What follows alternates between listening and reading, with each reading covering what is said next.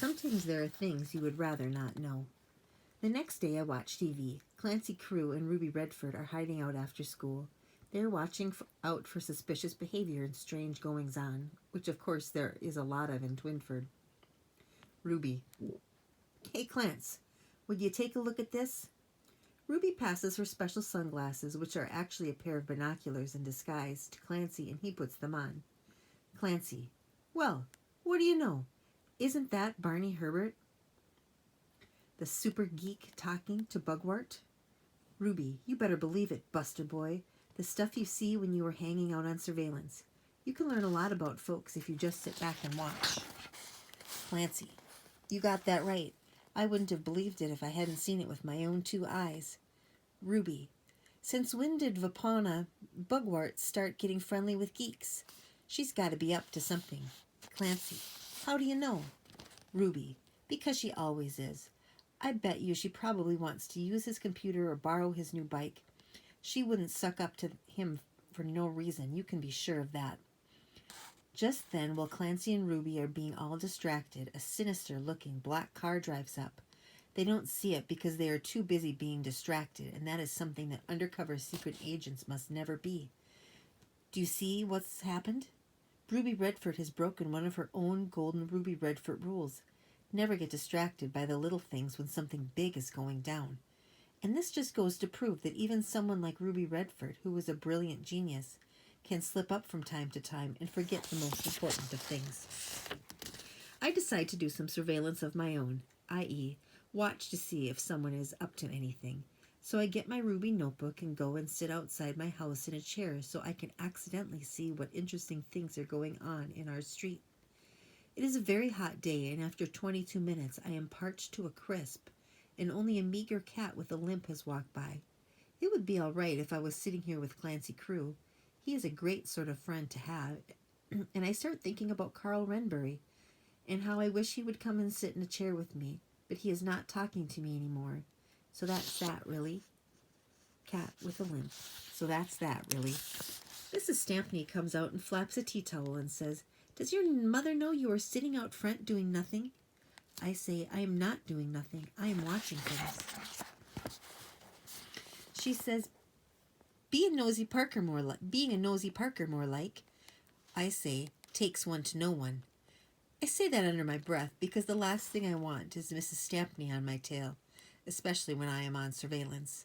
Hitch always says, Ruby, don't attract the attention of members of the public. They will blow your cover. Ruby is a bit hot-headed and often gets into trouble because she can't stop herself from telling people what's what. Ruby and me have this in common slightly. Mrs. Stampney goes back indoors and pretends she isn't looking at me through her lace curtains, and I pretend that I'm not noticing that she is looking at me through her lace curtains. That's a Ruby Redford rule. Never let the enemy know that they know. Pretending not to know things is much harder work than you might think. I can hear Robert Granger's loud voice. He lives next door, and he is playing in his paddling pool. And I wouldn't be surprised if he doesn't pop it the way he is bouncing about. As much as I don't want to talk to Robert Granger, I do really want to go in his paddling pool because I am really hot as a lobster and will probably overheat at any moment and start gibbering. The heat can make you do that if you are not careful, and it can be known for people to go into utter madness of the brain. I decide to take emergency action to avoid this possibility. I go into the yard and call over the wall. I say, Hello, Robert Granger, is that a paddling pool? And he says, No, it's a plunge pool. Plunge pool. A special mini pool for cooling down in, often found in Hollywood, i.e., not a little titchy pool found in Robert Granger's yard. In actual fact, and he says, no, it's a plunge pool, in actual fact, which it is not, but I don't say anything because I want to go in it. So instead I say, oh, it looks really good. I've never been in a plunge pool before. And he says, do you want to try it? Which of course I do, since otherwise I would not be talking to him. I say really casually, okay, why not? Just for a minute or two. I am already in my bathing suit for speed, and I climb over the back wall and nip into the pool. It's worth it for 5 minutes, but as soon as I have cool down, I begin to see the error of my ways. Plus, he may have peed in it. Luckily for me, Mom calls. Clarice, Betty's on the phone. I say, sorry, Robert, but I will have to take that call. And he shouts, come right back, won't you? And I feel a teensy bit bad because I know I will not go right back. I will nip over to Betty's as soon as I possibly can. Betty is all very excited because she has been to the updated Ruby Redford website.